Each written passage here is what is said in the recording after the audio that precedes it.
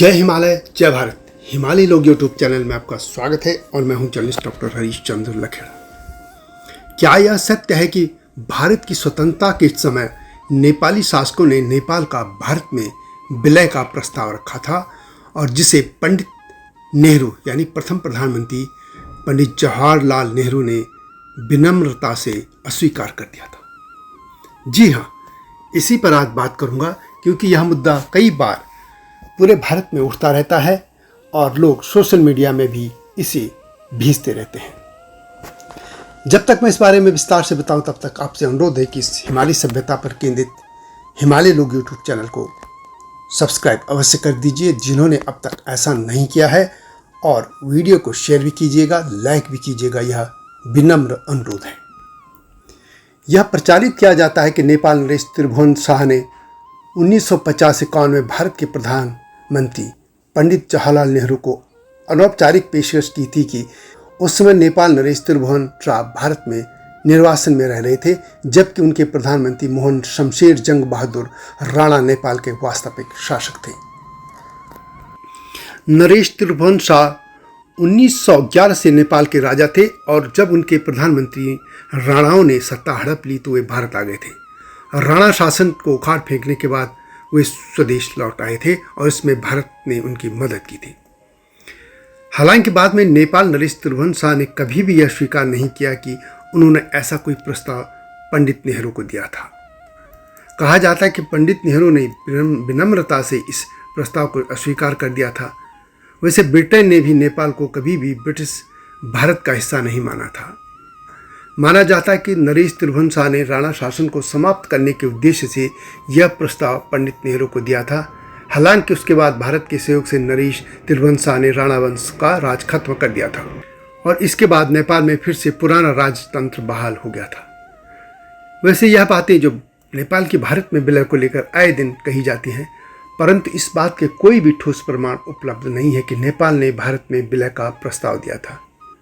वैसे भारत के पूर्व राष्ट्रपति प्रणब मुखर्जी ने अपनी बहुचर्चित ऑटोबायोग्राफी द प्रेसिडेंशियल ईयर्स में नेपाल को लेकर एक बड़ा खुलासा किया था।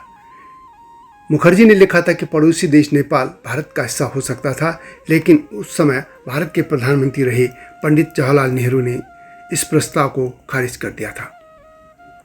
राष्ट्रीय स्वयंसेवक संघ यानी आरएसएस के संघ संचालक रहे के.एस. सुदर्शन, अब वे दिवंगत हैं, ने भी बहुत पहले दावा किया था कि वर्ष 1947 में देश के स्वतंत्र होने के बाद नेपाल ने भारतीय संघ में मिलने का प्रस्ताव पेश किया था, लेकिन तत्कालीन प्रधानमंत्री पंडित जवाहरलाल नेहरू ने इसे खारिज कर दिया था।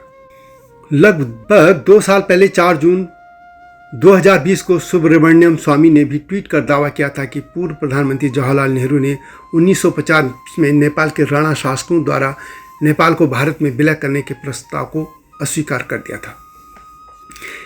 लेकिन यह जानने लायक बात है कि भारत के नेता भी इस बात पर एक मत नहीं है कि नेपाल के भारत में विलय का प्रस्ताव निर्वासित नरेश त्रिभुवन शाह ने दिया था कि नेपाल के तत्कालीन शासक प्रधानमंत्री मोहन शमशेर जंग बहादुर राणाओं ने सन 1846 से 1951 तक नेपाल पर शासन किया था, यानी लगभग 100 साल से भी ज़्यादा। दरअसल शोध गंगा में प्रकाशित एक शोध ग्रंथ नेपाल और भूटान के प्रति भारत की विदेश नीति के एक अंश में लिखा है कि राणाओं की निरंकुशता को उखाड़ फेंकने के बाद राजा त्रिभुवन ने नेपाल के भारत में विलय की इच्छा व्यक्त की थी। हालांकि नेहरू ने राजा के प्रस्ताव को अस्वीकार कर दिया था क्योंकि वह चाहते थे कि नेपाल अपनी स्वतंत्रता बरकरार रखे। शोध गंगा एक ऐसा मंच है जहां शोध छात्र अपनी पीएचडी शोध ग्रंथ को जमा करते हैं और जहां से पूरे समाज के लिए वह शोध ग्रंथ उपलब्ध रहता है।